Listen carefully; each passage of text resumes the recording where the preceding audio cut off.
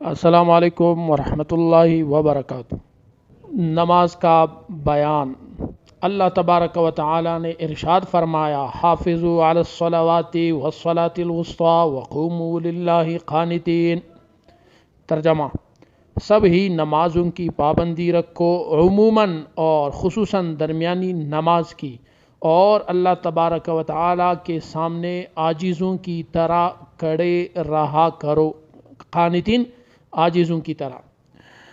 یہاں پر حافظوا علی الصلوات، محققین علماء نے نماز کی حفاظت کے 3 بنیادی درجے ذکر کیے ہیں اور 3 درجے قرار دیے ہیں۔ ان میں سب سے پہلا ادنا درجہ یعنی کم از کم نماز کا درجہ یہ ہے کہ نماز وقت پر پڑھی جائے اور فرائض اور واجبات ترک نہ کیے جائے۔ یہ نماز کا سب سے ادنا اور آخری درجے کا حق ہے۔ اور درمیانی درجہ یعنی بیچ والا درجہ جو ہے یہ ہے کہ انسان یعنی نماز پڑھنے والے کا جسم ہر طرح کی طہارت ظاہری سے آراستہ و پیوستہ ہو، اور طبیعت اکل حلال کا مطلب ہے حلال کھانا اور حلال روزی سے عادی ہو، دل میں اچھی طرح خشوع اور خضوع اور انکساری اور اللہ سے ڈر ہو، نماز کے سنن اور نماز کے جو مستحبات ہے ان کی پوری رعایت رہے۔ یہ ہے نماز کا درمیانی اور بیچ کا درجہ۔ تیسرا ہے اعلیٰ درجہ۔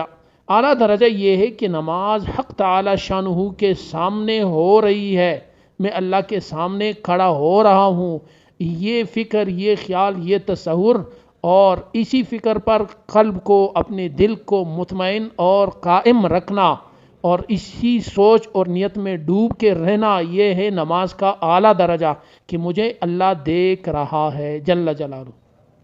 اور اس کے بعد فرمایا قانتین۔ قانتین جو ہے یہ قنوت سے ہے اور اس کی بہت سی معانی ہے اور اس میں بہت زیادہ معانی پائی جاتی ہے۔ ذکر، دعا، خشوع، خضوع، عاجزی، یہ سارے ہی اس میں پائے جاتے ہیں، لیکن عاجزی جو ہے وہ اس میں سب سے غالب اور اہم پہلو ہے اس قانتین کے معنی میں۔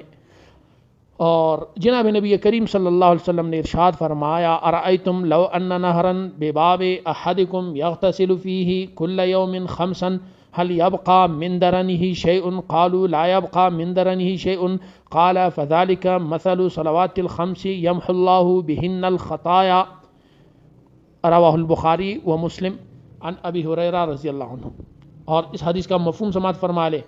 ارأیتم، اے لوگو تمہاری کیا رائے ہے، لو ان نہرا بباب احدکم، اگر تم میں سے کسی کے دروازے کے سامنے ایک نہر ہو، یغتسل فیہ کل یوم خمسا، جس نہر میں وہ ہر روز 5 مرتبہ غسل کر رہا ہو، هل یبقى من درنہ شیء، کیا اس غسل کرنے والے کے بدن پر کچھ میل کچیل باقی رہے گا؟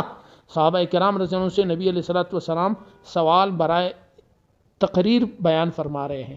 صحابہ کرام رضی اللہ عنہم اجمعین نے عرض کیا کہ لا یبقى من درنہ شیء، کچھ بھی باقی نہیں رہے گا، وہ میل اور کچیل۔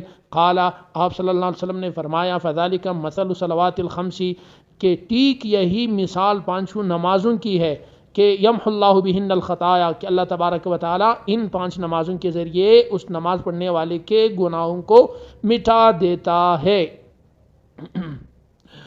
لیکن ایک بات اس میں یاد رکھنا کہ نماز اور تمام اچھے اعمال سے گناہ صغیرہ معاف ہوتے ہیں، گناہ کبیرہ معاف نہیں ہوتے۔ گناہ صغیرہ کس طرح معاف ہوتے ہیں، اس کے بارے میں اللہ تبارک و تعالی نے خود فرمایا کہ ان الحسنات یذہبن السیئات، بے شک نیکیاں برائیوں کو ختم کر دیتی ہے۔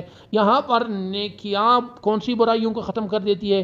اس سے مراد گناہ صغیرہ ہے۔ کبیرہ گناہ جو ہے وہ بغیر توبے کے معاف نہیں ہوتے، اور یہاں پر حسنات سے مراد نماز ہے۔